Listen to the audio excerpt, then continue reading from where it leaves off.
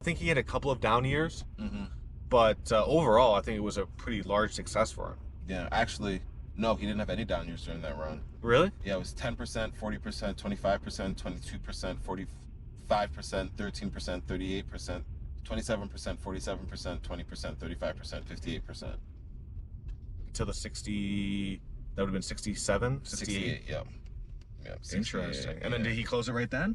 So 1969, Buffett announced that he would close the partnership. Reasons: the go-go market of the late 1960s had made bargains virtually impossible to find. He told partners the market had become increasingly short-term oriented and speculative.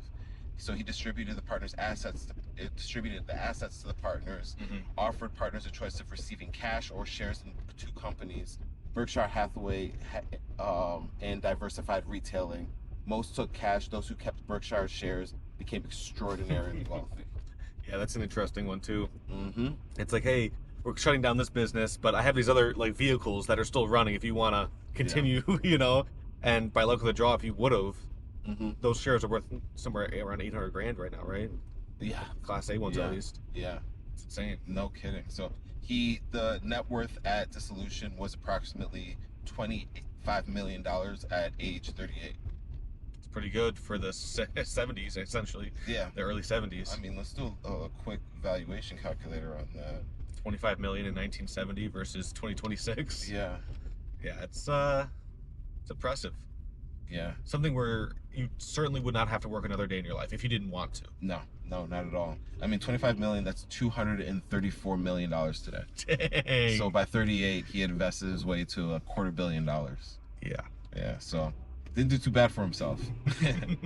So in 13 years, he never had a losing year, 29.5% annual returns. Then he walked away because the market didn't offer what he needed. Most people can't stop when they're winning, but he could because he recognized that, yeah, that this is just not, like, I can't really see any other opportunities to invest. Something we talked about in the last episode was like, if you're a pitcher or you're a batter and the pitcher's just throwing you balls, you don't have to swing. Yeah. So many people are like, oh, I have to win the game, I have to swing. And he's like, no, I'll just step off the plate. Yeah, he also had this other analogy that he used. He said, if I were to give everybody a punch card with 20 spots on there, and you could only make 20 investments in your lifetime, you would look at investing very differently. True. Very And true. they preach about this all the time. They're saying you don't need to have Diversification. diversification is one, but then also a lot of a lot of swings, like you're saying. You don't have to make a lot of trades. It's about finding the right trades and then executing at that time. Right. Yeah, that's also true. I see like a lot of day traders will say that.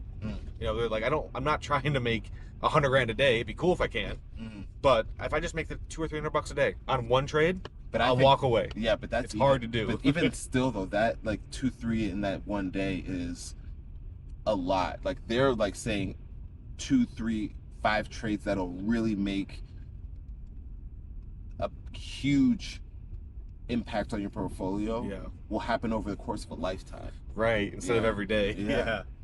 It is interesting. So I think that might be also like where SpaceX and Elon's going right now. It's like the generational kind of company where it's like if you got your money in at the early stages, it's going to return quite a bit over the lifetime of that venture.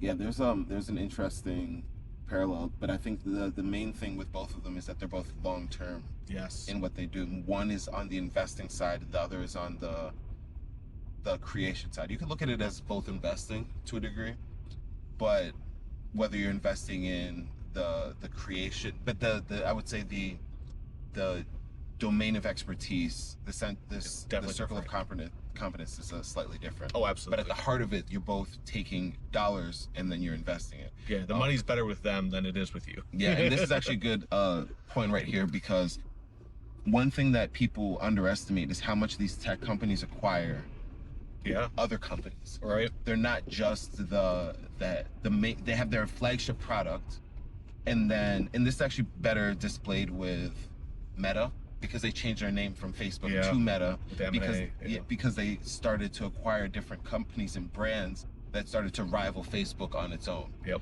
And that can be seen with Instagram, WhatsApp, Oculus, as these big investments that really started to and there's obviously way more smaller companies that they take and roll in. Yeah, and stuff they didn't get, Snapchat, you Mm-hmm. know, stuff they tried and failed. Yeah, and that's where the real growth and the wealth comes from, is in making these key acquisitions. If they had just stayed Facebook, then it wouldn't have been able to grow to the size that it is today. That's the same with, again, some of these other companies, SpaceX, even Amazon is another one of those ones where it acquires different companies, from technical companies and technology-based companies to Whole Foods. If there's a real opportunity.